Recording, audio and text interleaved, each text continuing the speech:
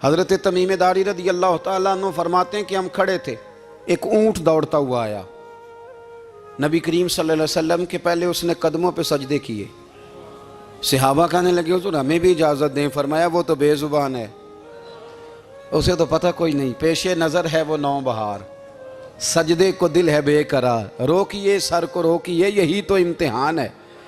فرمایا اسے کیا پتا، تم تو مکلف ہو شریعت کے، تمہیں اجازت نہیں ہے۔ اور اعلیٰ حضرت نے 2 ٹوک لکھا ہے، فرمایا سوائے خدا کے کسی کو تعظیمی سجدہ بھی حرام ہے، یہ نوٹ کر لیں میری بات۔ اور اعلیٰ حضرت نے فتاوی رضویہ میں لکھا ہے کسی قبر پہ جاؤ تو 4 ہاتھ دور کھڑے رہو، اللہ کرے آپ کو سمجھ آئے، کتنے ہاتھ؟ 4 ہاتھ دور کھڑے رہو، سورۃ فاتحہ پڑھو، درود شریف پڑھو، جس قبر پہ گئے ہو ان کی روح کو اصال ثواب کرو، ان کے وسیلے سے دعا مانگو۔ اعلیٰ حضرت فرماتے ہیں قبر کو سجدہ بالاتفاق حرام ہے، طواف قبر کا کرنا بالاتفاق حرام ہے، بوسہ لینے میں اختلاف ہے کہ جائز ہے کہ ناجائز ہے، لیکن بوسے سے بھی چونکہ شک پڑتا ہے تو فرماتے ہیں احمد رضا کی رائے یہ ہے کہ بوسہ لینے سے بھی بچا جائے۔ وہ آ گیا تو اس سے اگلی باتیں کرتا ہے، بس خاموش رہ، باادب رہ اور پیچھے رہ۔ تو حضرت تمیم داری کہتے ہیں یہ حدیث اعلیٰ حضرت نے لکھی ہے لمن والعلا میں، فرماتے ہیں کہ اونٹ نے پہلے سجدہ کیا، قدم چومے، پھر اس نے حضور کے کان میں کوئی بات کہی، روزے دے دوالے نے غلامہ دیاں ٹولیاں، ایک پہ سن دے کروڑاں دیاں بولیاں، یعنی اونٹ نے بات کی تو حضور نے وہ بھی سن لی۔ اعلیٰ حضرت کہتے ہیں جو پناہ میں آتا ہے بچ جاتا ہے، کہتے ہیں رسول کریم نے نا اونٹ کی پشت پہ ہاتھ پھیرا اور اللہ کے محبوب فرمانے لگے فکر نہ کر، اب تو آ گیا ہے نا تو جیسے تو کہے گا ویسے ہی ہو جائے گا، جیسے تو کہے گا ویسے ہی۔ ابن ماجہ میں موجود ہے، پر میں چونکہ فاضل بریلوی رحمۃ اللہ علیہ کی کتاب سے پیش کر رہا ہوں الامن والعلا سے، تو میں اسی انداز میں پیش کر رہا ہوں جس انداز میں وہاں ہے۔ حضرت تمیم داری کہتے ہیں کہ ہماری سمجھ میں بات کوئی نہ آئی، تھوڑی دیر گزری تو کچھ لوگوں نے ہاتھوں میں رسیاں پکڑی ہیں، خنجر پکڑے ہیں، دوڑے آئے، یا رسول اللہ یہ ہمارا اونٹ ہے۔ حضرت تمیم داری کہتے ہیں میں نے دیکھا کہ جب وہ آ گئے نا خنجر لے کے تو اونٹ حضور کے پیچھے چھپ گیا، آج لے ان کی پناہ، آج مدد مانگ ان سے، وہ حضور کے پیچھے چھپ گیا۔ تو کہتے ہیں کہ نبی کریم صلی اللہ تعالیٰ علیہ وسلم نے فرمایا کیا مسئلہ ہے بھائی؟ یا رسول اللہ ہمارا اونٹ ہے، ذبح کرنے لگے تھے دوڑا ہے، تو حضور فرمانے لگے وہ تو تمہاری شکایت کر رہا ہے۔ وہ کہتا ہے یا رسول اللہ میں نے برسوں ان کی نوکری کی، برسوں میں نے بڑی نوکری کی، صحیح کہتا ہے؟ یا رسول اللہ ٹھیک کہتا ہے، حضور اب بوڑھا ہو گیا ہوں، تھوڑا زیادہ بوجھ نہیں اٹھا سکتا تو مجھے ذبح کر کے کھانا چاہتے ہیں، میں مرنا نہیں چاہتا۔ نبی کریم فرمانے لگے اچھے لوگ یہ صلہ دیتے ہیں، انہوں نے عرض کی حضور آپ حکم کر دیں، ہم اس کو چھوڑ دیتے ہیں یا رسول اللہ، نہیں ذبح کریں گے، خدمت کریں گے۔ حضور فرمانے لگے نہیں اب میرے پاس آیا ہے نا، اب میں نے واپس نہیں کرنا، آج ہو گیا ہے، آج لے ان کی پناہ، آج مدد مانگ ان سے، آج ہو گیا یا رسول اللہ پھر رکھ لیں۔ حضور نے فرمایا نہیں بھائی پیسے بتاؤ کتنے ہیں؟ یا رسول اللہ نہیں کچھ نہیں۔ نبی کریم علیہ السلام نے فرمایا نہیں بتاؤ کتنے، بتاؤ کتنے؟ انہوں نے کہا حضور ایک دفعہ ریٹ لگایا تھا تو 100 دینار لگا تھا، حضور نے فرمایا بلال دے دو 100 دینار، 100 دینار دے دیا۔ اعلیٰ حضرت فرماتے ہیں دیکھو ان کی پناہ میں آنے کی برکتیں کتنی ہیں۔ ان سے کہا تم جاؤ، وہ چلے گئے، حضور نے پشت پہ ہاتھ پھیرا، فرمایا جا تو آزاد ہے۔ حضرت تمیم داری کہتے ہیں وہ پہلے گیا پھر پلٹ کے آیا، اس نے نبی پاک کے کان میں کو بات کی، کئی باتیں کی، پر میں ایک بات کرتا ہوں، کئی باتیں کی، ایک بات کی تو حضور رو پڑے، اونٹ چلا گیا، ہم نے عرض کی حضور یہ کیا کہہ گیا ہے؟ تو محبوب فرمانے لگے یہ کہہ گیا یا رسول اللہ جس طرح آپ نے مجھے چھری سے بچایا ہے میں دعا کرتا ہوں اللہ آپ کی امت کو جہنم سے محفوظ فرمائے، اللہ جہنم سے بچائے آپ کی امت کو، اس طرح مجھے چھری سے آپ نے محفوظ کیا۔ اعلیٰ حضرت فرماتے ہیں کن چکروں میں پڑے ہوئے ہو، کن چکروں میں؟ پیسوں کی پناہ لیتے ہو، عہدوں کے پیچھے چھپتے ہو، دولت کے پیچھے چھپتے ہو، تعلقات کے پیچھے چھپتے ہو، فرمایا مصیبت آئے گی تو یہ سارے ہٹ جائیں گے۔ اگر پناہ لینی ہے تو مدینے والے محبوب کی پناہ لو، دروازہ رسول پہ آؤ، نبی کریم کی بارگاہ میں جھکو، حضور سے پیار کرو۔ اعلیٰ حضرت فرماتے ہیں محبوب کا ادب کرو، رسول اللہ کی غلامی کرو۔ فرماتے ہیں پھر کے گلی گلی تباہ، ٹھوکریں سب کی کھائیں کیوں، دل کو جو عقل دے خدا تو تیری گلی سے جائے کیوں۔ اور فرمانے لگے جان ہے عشق مصطفیٰ، روز فزوں کرے خدا، جس کو ہو درد کا مزہ وہ ناز دوا اٹھائے کیوں، جس کو ہو درد کا مزہ وہ ناز دوا اٹھائے کیوں۔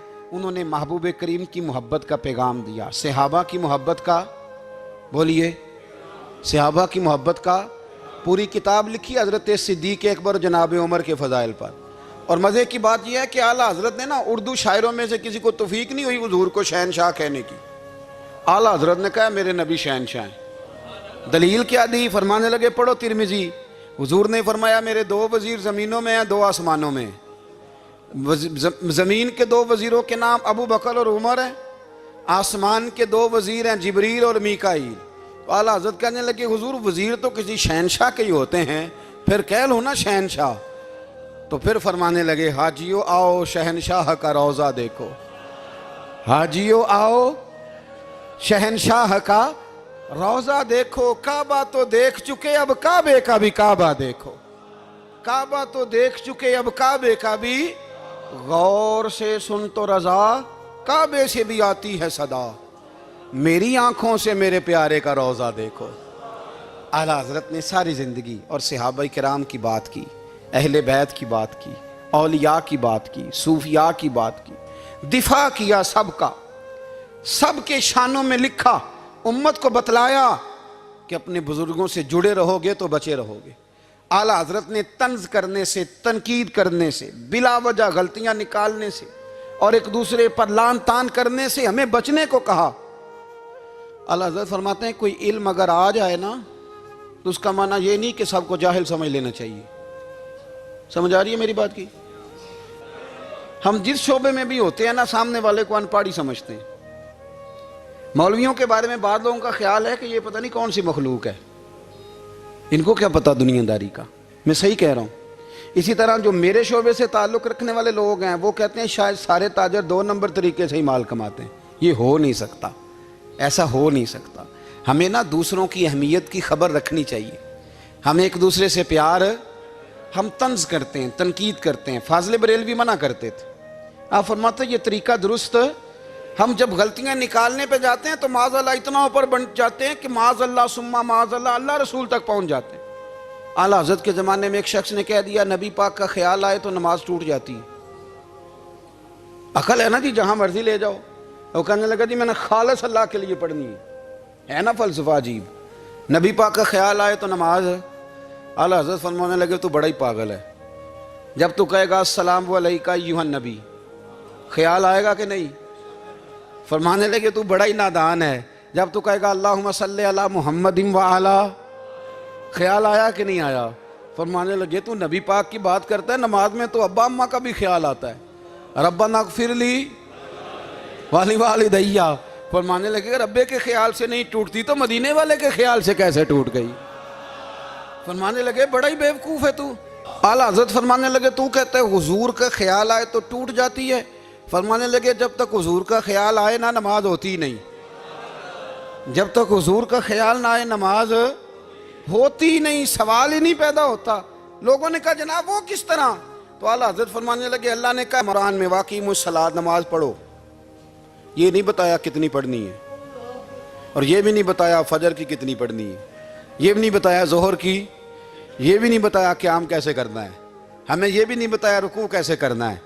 ہمیں پتہ کیسے پتہ چلا؟ جب صحابہ نے کہا نا رب کہتا ہے نماز پڑھیں تو کیسے پڑھیں، تو حضور فرمانے لگے سلو کما رأیتمونی اصلی، نماز اس طرح پڑھو کرو جس طرح مجھے پڑھتے ہوئے دیکھتے ہو۔ تو کہا یہ تو کیسی عجیب بات کر رہا ہے کہ نبی کریم صلی اللہ علیہ وسلم کا خیال آئے۔ اور پھر بڑی مزیدار بات، ایک شخص نے اعلیٰ حضرت سے آ کے نا اس زمانے میں نا ایک آریہ مذہب ہوتا تھا، اب اللہ کا شکر ہے وہ کوئی نہیں، اب ویسے جو بڑے نئے نئے مذہب نکل آئے ہیں، جو آدمی جتنا پڑھ جاتا ہے معاذ اللہ وہ ایک نئی بات ہی شروع کر دیتا ہے، اور جو انوکھی بات کرے اس کے پیچھے رش بھی زیادہ ہو جاتا ہے، سٹائل ذرا ہٹ کے ہو نا جی تو ذرا ماحول جلدی بن جاتا ہے۔ تو وہ آریہ مذہب تھا، تو وہ ایک آریہ آ گیا اعلیٰ حضرت کے پاس، آ کے کہنے لگا کہ فرض کی اہمیت زیادہ ہے کہ سنت کی؟ تو اعلیٰ حضرت فرمانے لگے بھئی اہمیت تو فرض کی زیادہ ہے. تو کہنے لگے آپ کا وضو تو پھر سنت سے شروع ہوتا ہے. وضو میں پہلا فرض ہے منہ دھونا, اور آپ سب سے پہلے ہاتھ دھوتے ہیں, یہ بھی سنت. ناک میں پانی ڈالنا یہ بھی, کلی کرنا یہ بھی. میری بات کی سمجھ آ رہی ہے؟ اس نے کہا یہ آپ عجیب لوگ ہیں, فرض اگر بڑا ہے تو پہلے فرض ہونا چاہیے تھا. سمجھ آ رہی ہے میری بات کی؟ لوگ دین پر بڑے بڑے مختلف اعتراضات کرتے ہیں نا. اس نے کہا جی پہلے ہونا چاہیے تھا فرض. تو منہ دھونا فرض ہے, آپ نے گھٹنوں تک ہاتھ دھوئے, اب یہ جو آپ نے ہاتھ دھوئے یہ بھی سنت, کلی کری تو وہ بھی سنت, ناک میں پانی ڈالا تو وہ بھی سنت, تو آپ تو چوتھے نمبر پہ فرض ادا کر رہے. تو اعلیٰ حضرت فرمانے لگے تم اصل میں محبوب کا غلام نہیں نا. ہاں تجھے کیا پتا ہو یہ بات کیا ہے, تو بیٹھ جا ہم سے سن, ہم تجھے بتاتے ہیں.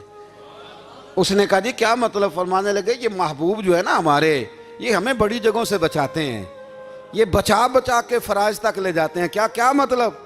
کہنے لگے حضور نے ہمیں کہا ہے کہ پہلے نا ہاتھ دھو لو, پتہ چل جائے پانی زیادہ گرم تو نہیں, منہ جالی نہ جائے, پہلے نا دیکھ لو. فرمایا پھر ناک میں ڈال کے پتہ کرا لو کہ اس میں سے بدبو تو نہیں آتی. سنت بھی ادا ہو گئی, پتہ بھی چل گیا بو تو نہیں آ رہی. اور فرمایا پھر منہ میں ڈال کے چکھ لو کہ بد ذائقہ تو نہیں. اب یہ 3 سنتیں ادا کر کے تم فرض ادا کرو گے تو اللہ بھی راضی ہوگا, اللہ کے رسول بھی راضی ہوں گے.